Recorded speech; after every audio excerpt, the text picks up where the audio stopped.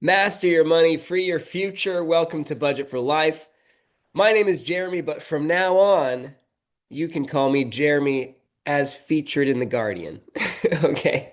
I'm not a professional YouTuber, I'm a financial advisor. And yesterday, I actually did make the front page of The Guardian. This story is not about me, but check it out. If you went to theguardian.com in the top left corner, there's the story. And if you scrolled down the homepage a little bit, I'm there on the homepage. I mean, pretty cool. Why was I chosen? Okay, to be the feature of this story, probably because I am incredibly handsome, but I don't know for sure. Okay, that's just my guess. I mean, look, I was still rocking the mustache, a little bit of black on black. Can't resist it. Can't resist it. So in this video, I want to react from a personal angle to this story, and I will save for a future video reactions to the story. Um, so if you want to go and read this article, would love to hear your thoughts in the comments, and I want to react to some of those because the this story. But so, anyways, this video I'm gonna share it to like people that know me, or if you want to know me because I am honestly I'm personified, I'm portrayed in this story, right? I'm kind of the lead face of the story, although there's probably, I don't know, 40 people in total that were interviewed, plus a lot of other research done for this story that Neve did. And so I this story is not about me. This story is about conflicts of interest within the insurance turned advisory industry. So you guys know I'm a financial advisor at my own firm. Okay. BR Legacy. This is me. Um, but 10 years ago, I was a rep at Northwestern Mutual for a little over a year. So I want to talk about how did I get uh, roped into this story, right? Like, where does my personal involvement uh, come into play here? And I want to clear a few things because I've gotten several texts and emails the past couple of days from former colleagues at Northwestern, from good friends, from former clients, from current clients. Some of them saying, "Oh man, I'm so sorry for you, Jeremy," because I'm kind of made out to seem like I was victimized and that I was abused and that there was this very evil, dark vortex going on, and that, I must have reached out to the Guardian with a personal vendetta, to roast Northwestern Mutual. And so, anyways, given the fact that I still have a lot of relationships at Northwestern and in life, I wanted to just kind of respond to the personal angle, the way I'm portrayed in this article. I'll start with how did I get involved in this article in the first place? And then I'll share some of my thoughts on how I'm personally represented and some of the accuracies, some of the inaccuracies, and ultimately would love to encourage you guys to read this and let me know your thoughts in the comments because I think Neve did a really great job um, sharing the story and eliciting the emotion that's really there for many, many people. Even though for me, this isn't that emotional of a story. It's 10 years ago, it's water under the bridge. Ultimately, I had a fine experience at Northwestern, but the the bones of the story are still very real. The conflicts of interest are still very worth discussing. And there are a lot of people that do have a lot of incredibly difficult emotions and bitterness about their time at the firm. And so I don't even really feel upset that I was kind of personified as having that bitterness because for the people that don't know me out there, like a random person reading this article, who cares if it's me or if it's Joe Bag of Donuts, as my high school geometry teacher would always say, as his random person. If if this isn't me and it's Joe Bag of Donuts, well then all the emotions that are attributed to me are are real and relevant. They are there for a lot of people. So anyways, I'm kind of being jumbled. Because it's been a jumbled couple days, okay? It's not every day you wake up being featured by The Guardian, right? Pretty cool for me. I think it's uncomfortable for me in a lot of ways, okay? And I'll just kind of start sharing kind of my story of how I got involved here. So like I said, 10 years ago, I worked at Northwestern. 3 years ago, in 2023, I was posting YouTube videos almost every day, just sharing stories of things I'm thankful for, right? Things that God has done in my life. If you guys know me, you know I am a Christian. And at the time of filming this, I'm an entrepreneur um, and just finished 7 years of vocational ministry. So, anyways, this video working at Northwestern, I'm just sharing ways that I'm thankful to God for my experience at Northwestern. But this is back when I had less than 100 subscribers. I mean, no one is consuming this content, right? All my other videos from this time are 10 views, 5 views, 6 views. A big one would be like 20 views. Like, whoa, you know? And this video blew up to over 10,000, and now it's over 16,000 views. And all the other stories that I'm sharing and these testimony videos, these gratitude videos, we're not getting any traction at all. And I wasn't even trying to get traction. I wasn't trying to become a YouTuber. I'm just sharing encouragement into the ethosphere. I'm a joyful, uplifting person. So I get a bunch of people commenting, and a lot of comments are thanking me for talking about the positive experience that I had at Northwestern and viewing my video as an endorsement of Northwestern's internship program. Like, oh, wow, thanks. Because I watched this, because I watched you talk about this, now I feel comfortable taking Northwestern up on their internship opportunity.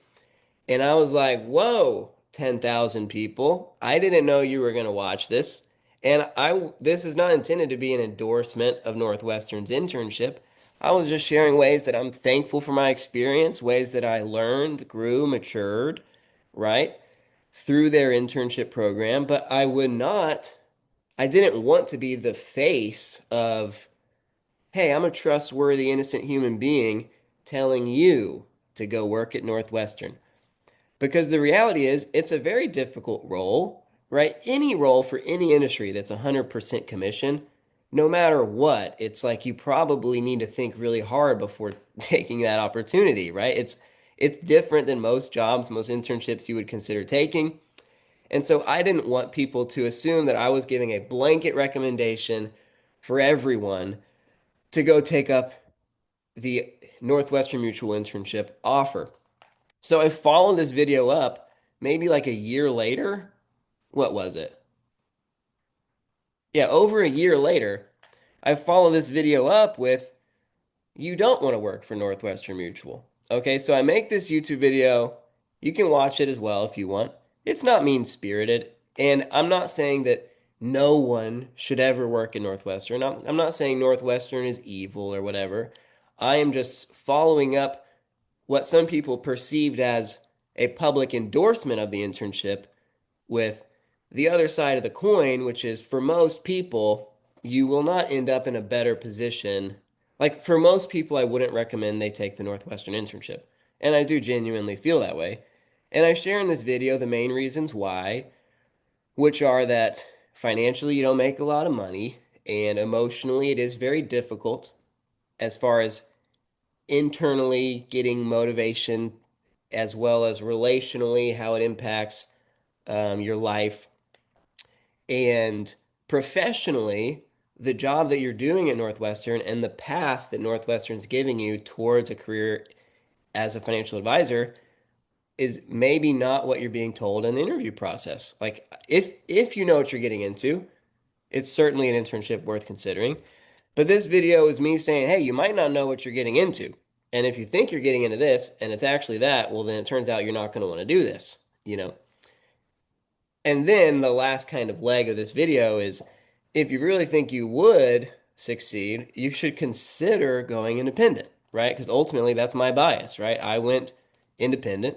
I used to be at Northwestern, and I think independent has competitive advantages to starting out at Northwestern. Okay, so I make this video, and again, in 2024, I've had probably 300 subscribers, and my videos still got about 5 to 15 views, maybe 20, maybe a big one would be like 40, like, whoa, I really put out a banger that day.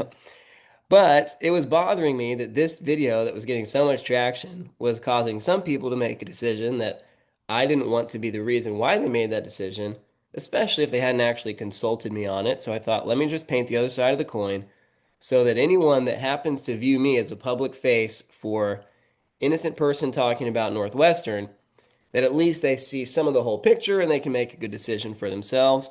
And wouldn't you know it, this video blew up also. And you should watch the video because it's even less professionally and crisply presented than this one. Okay, so like it's not like I wowed people with graphics, or a poster board behind me where I marker point one, two, and three. And a lot of the comments were like, man, this, I did not know what you shared, and I appreciate it. So this video goes up big enough, and I even followed it up with some people are like, "Can you teach me how to start? Like, what would you? I work for Northwestern. What would you recommend for whatever?" And so I'm like, "Okay, well, here's some. If you do want to take the internship, here's some thoughts I would share on how you can succeed within the internship." And I'm very honest about my modest level of success. It was not incredible by any means, but it was more than the majority percentage of people that start at Northwestern. So regardless, that's, signed, sealed, delivered. I'm done, you know, with my uh, sharing thoughts with random college students who are thinking about an internship at Northwestern. And I even did some free phone calls. I remember a guy in like uh, Missouri. He lived in St. Louis that was thinking about leaving his career as an engineer and starting at Northwestern. And he watched this video and he sent me an email. Hey, can I talk to you about this opportunity? Yada, yada. And that happened several times where I consulted someone personally for free who was thinking through this opportunity that wanted a better idea of what the opportunity is like. And the reason there is demand for that, the reason there's views for this, the reason there's comments on this is because there is some level of discrepancy with how Northwestern publicly presents the opportunity and the more nuts and bolts reality of the opportunity. So I'm just trying to fill that gap to help people out there who need help. Okay. I'm not trying to come at anyone's throat. Okay. All that to say, some people are trying to come at Northwestern's throat. Some people are trying to create some better situations in the industry. And so when I was approached by Neve to interview for a story that was covering the conflicts of interest within Northwestern's recruiting practices and um, the ways that they describe the role versus the realities of the role and how that impacts recruits and also how that impacts clients, both of whom may not really understand some of those nuanced discrepancies. I thought, yeah, that is a worthwhile conversation to have, in spite of the fact that for me personally, it's an uncomfortable conversation. And when I agreed to do the interview, I knew, okay, I knew they're probably going to take a accusatory angle towards Northwestern, and maybe rightfully so, right? I know it's probably going to paint me as like a little bit more like uh just like broken, hurt, like using I didn't know I'd be the cover of it. Ultimately, I knew before it got published that I'd be the cover of it because I agreed to be photographed. But I didn't get to approve the article before it was published. Okay. This is Neve's story, which she did a lot of work for, and the main points that she shares, I think, are really valid. The Guardian's the one that decided this story is worth posting, right? This is a story that's deserving of interest. I just so happened to be the handsome man right here. You know? So, anyways, I did want to clarify that how did I get involved? Just by circumstance, by happenstance. Um, there is no bitterness or vendetta in me towards Northwestern, and it's not my intention to personify myself in a way that is incredibly disgruntled or maybe even naive or as a victim. Like, that's not what I desire for my public reputation. And I experienced some anxiety doing these interviews, knowing that I probably will be portrayed as some of those things. And I agreed to be interviewed in spite of that risk of public reputation because I had experienced so many people express really sincere gratitude for information that they didn't have before as it relates to their personal process in considering or experiencing the Northwestern Mutual internship. So I said, let me take on some personal risk of reputation. Some people are going to think I'm a bad guy. Some people are going to think I'm super mean. Some people are going to think I'm naive. Some people are going to think I'm bitter. In reality, I'm just a person that 10 years ago worked at Northwestern. I learned some things. I learned some things that I want to do differently. I learned that I do like this career, but that I want to do it a different way. So I started my own firm. And now, 10 years later, hey, what are some of those differences, right? And here's the story. Here's the conversation. So if you are someone who knows me personally, I just want you to know that my encouragement, so I want you to know that I don't feel what you might feel towards Northwestern or about me in reading this article. I don't feel those things. Um, but at the same time, I really respect Neve's story and her creative liberty and how she kind of personifies me as a person. Because ultimately, this story is not about me. This story is about, are there clients and recruits that are being pursued by Northwestern that deserve a more clear communication from Northwestern about Northwestern's role, opportunity, intentions. And I think, yeah, I think that would be fair. I think that would be good for everyone. If both recruits and clients being pursued by Northwestern received a clearer level of communication from Northwestern. I think that would be a positive change. So I'm happy to be associated with the article. And I am also happy to be personified, not happy, but I'm content to be personified in a way that elicits emotion because there are plenty of people, if you change my name and you call me Joe Bag of Donuts, there are plenty of people who would definitely ascribe to all of those emotions shared in this article. And so I still think it generally paints an accurate picture of the emotional side of the coin, as well as the kind of logistical and regulatory side of the coin that Neve also weaves into this article so well that hopefully leaves the reader feeling like, man, it sure seems like there should be a little bit of more communication for recruits and for new clients about Northwestern's positioning in the industry and what the internship really is and what these products really are. And like I'm here to be a voice in protection for the average person. I'm not here to be a voice that is incredibly critical or embittered by Northwestern Mutual. And the relationships I made at Northwestern, I still have many of them. The people I worked with, I respect. And that's the last thing I wanted to talk about in this article is clarifying a couple discrepancies that are attributed to me personally.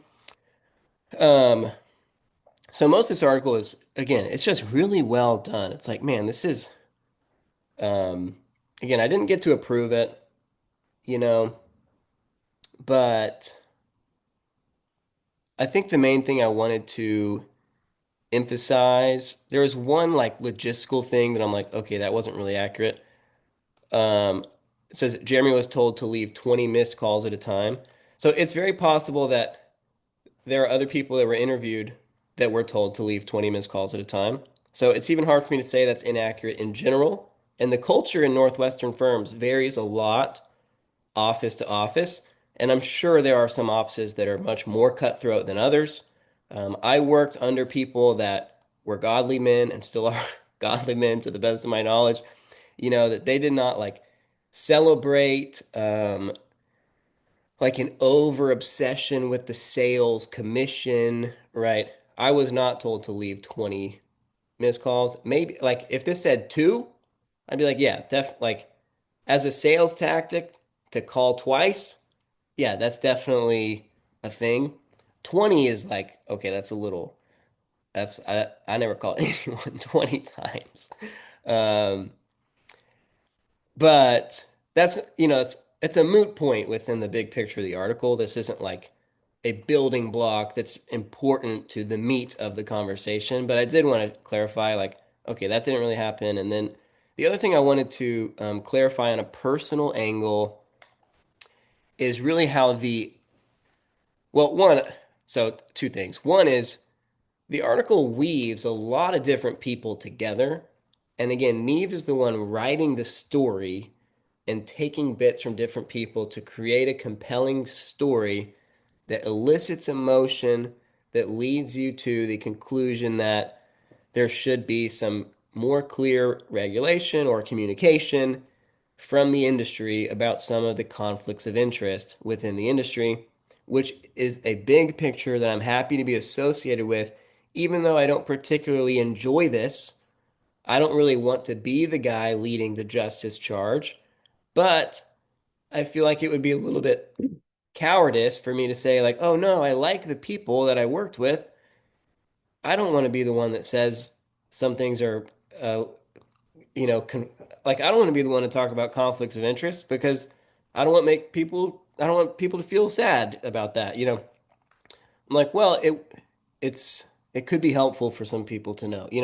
Anyways, so a lot of other quotes weaved in, some of them kind of come right after something about me that makes it seem like I'm also signing off on exactly what the other person's saying, and I don't have that ability. I didn't write the article. I didn't ask the article to be written, and I didn't approve anyone else's quotes. Okay, I'm just one person here, and um, so like this is an example of that of what I just described.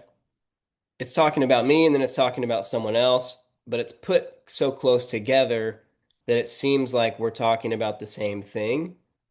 I say like, "Hey, Northwestern Flames rivalry." I didn't say that. She said that, but the quote I say is, "It felt like survival of the fittest," which it is. It totally is survival of the fittest.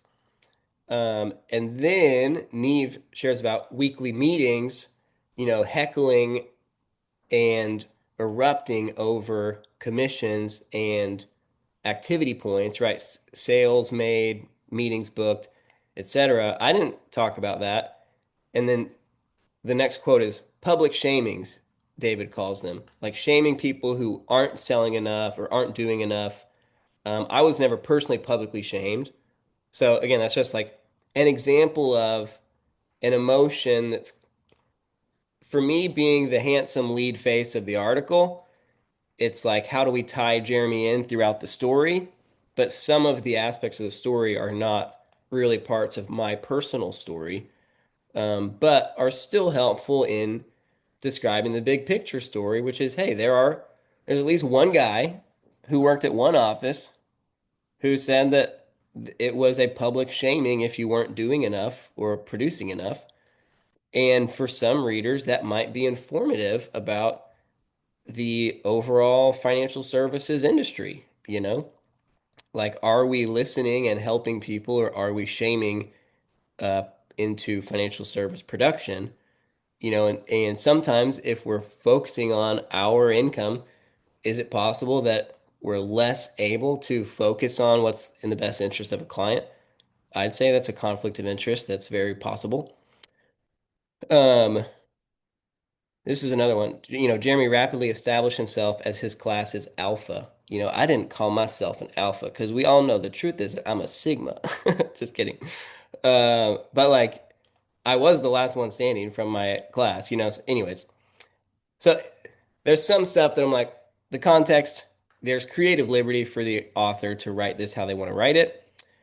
Um, like another one of like Jeremy feeling shameless. That's like assumes a little bit, it almost assumes that I lost my soul over the process of trying to make a commission. And that's, not the case. I didn't lose my soul. Um, like this isn't a quote from me, you know. Um,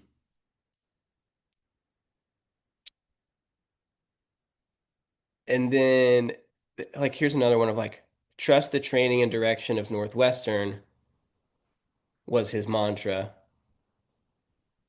And then it like the article makes it seem like this is a continuation of that quote when that's like the author's writing, you know. You turn into a stoic human being, you have to choose your Northwestern career over the friendships that you used to have. Again, I'll dive into like the nuts and bolts in a future one. But this is one like, okay, some friends do distance themselves from you, no doubt.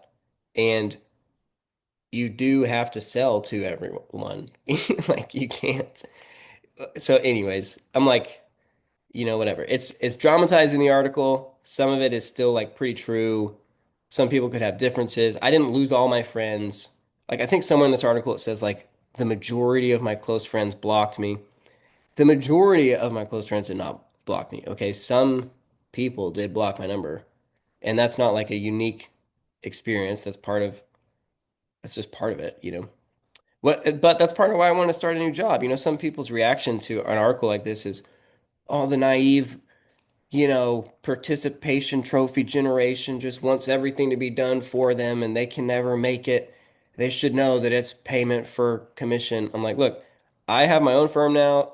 I don't receive any commissions, okay, but I do all my payment is from my production, right? None of it is from my management fee. I'm not paid a salary.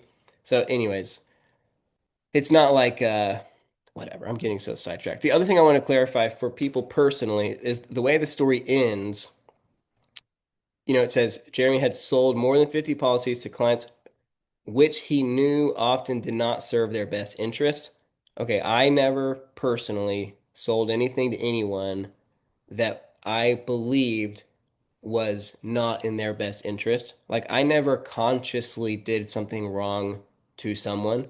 So it says like guilt caught up with him and then I quit. I'm like, well, I did quit, but it wasn't guilt. It was a calling into ministry. And then it's like he spent the next couple of years working in his church's ministry, rebuilding trust to then ultimately open my own firm. I'm like, okay, I did not think I was going to go back into financial advising when I left Northwestern to go into ministry. I thought I was going to be a pastor forever. 7 years later, it turns out that itch really was still there. That passion for personal finance and godly finance was still there. And so I did ultimately start my own firm, but it wasn't this like intentional, like, you know, I used to manipulate people and then I felt guilty and then all my relationships were horrible. And then I used church as a way to repair those relationships so that then I could start doing things the right way. I'm like, that's like a narrative. But I mean, you could tell the story that way if you wanted to. Like everyone, it's like Alexander Hamilton, who lives, who dies, who tells your story. Like this is not my story to tell. This is Neve's story and her story of my story, her perspective, the way that she would tell my story is woven into this article, and I respect her perspective, her version of my story, and it is like a real version, but it's not my version. It's not how I would tell my story. And so ultimately, I just want everyone to know that I have no ill will. Okay, if you're at Northwestern, I didn't send an email to the Guardian with a hit piece up in my sleeve to try to take you down. But I do feel like the conflicts of interest within the industry, which are not particularly unique to Northwestern, right there, any big box advisory firm, but especially any insurance turned advisory firm, um, shares really these same conflicts. I think those conversations are worth having. I think it's an interesting conversation. So I did agree to be interviewed, but I did not agree to the article. I didn't approve the article. And so, anyways, I just want to apologize if anyone that personally knows me felt personally hurt or personally alarmed upon reading the article, because those were not my intentions. And I hope that none of this reflects incredibly negatively on any of you personally. Also, this article talks a lot about whole life insurance, which I was never asked about in my interviews. But if any of if any of my former Northwestern clients would like me to review your current life insurance to give you my 2 cents now on what your life insurance looks like and if it's too high or too low or too much whole or too much term or whatever. Like I can, if you want a 10 years later second opinion from me, I'm happy to give that to you. And I also apologize to you if reading this article made you feel like, wait a minute, did I get screwed 10 years ago? And did Jeremy sell me out? Like, and did he never even tell me later that he sold me out? It's like, I never sold you out. Okay. But at the same time, if you want me to re-look at things with you, I'm happy to. But I'm not an insurance agent anymore. I don't do insurance. That's another thing I wanted to change, right? And ultimately, that's the sentiment that a lot of people share is I never thought I was doing insurance in the first place. I thought I was just becoming an advisor. And what a lot of recruits realize is, yeah, you can be an advisor soon, right? Eventually. But first, you're going to have to sell insurance. That's the path that Northwestern lays out. And that's fine. I don't think Northwestern needs to be ashamed of anything other than they don't really tell people some of this stuff. I'm like, why don't you just own it? Why not? Why not? Like, I would own it. If you were hiring your brother for this job, would you not tell him what the job is? Like, I don't know. Anyways, read the article. Let me know your thoughts in the comments. I'm excited to react to the actual conversation of the article one day soon. But I wanted to make this video separately to share kind of how the way I personally got involved, how I align with the ways that I was represented, the ways I was represented, and also how I kind of disalign with the ways I was represented. But ultimately, thank you, Neve, for writing the article. She's the one that has to put her name on the line. And thank you, The Guardian, for posting this article. They are um, the ones doing tons of due diligence, tons of legal work, tons of fact checking. And I never produced it. I never gave any documents to them. Like they had to find that through other means because it's been 10 years. I didn't keep that stuff. I haven't been cooking this article up in my brain. I'm just a human being that cares about other human beings. Hopefully, um, none of this, none of this rocked too many of you that personally know me. But also, if it did spark interest in you in the industry, would love to have those conversations because, again, part of my experience here did lead me to, as the article says at the end, to start my own firm. Like to try to create a financial firm that is um, aligned, like aligned interest. Like how can we get 100% aligned interest with the client and with a potential hire? Like if I were to hire an advisor to work under me, like the more the interest can be aligned, I think the better for everyone. And so, anyways, if any of this is alarming or anyways, all the thoughts, would love to hear it. And again, my apologies to anyone who was hurt. Thank you to those who put the work in to produce this article. And if you have any follow-up questions or thoughts, just let me know in the comments or shoot me an email. But just let me know in the comments. Let's make it a public conversation because again, I'm not. This is none of this is like personal vendetta. This is just it's public discourse, sharing things for people. who might find it interesting and compelling. If you learn anything, let me know. All right. That's all I got for y'all today. I will see you in the next one.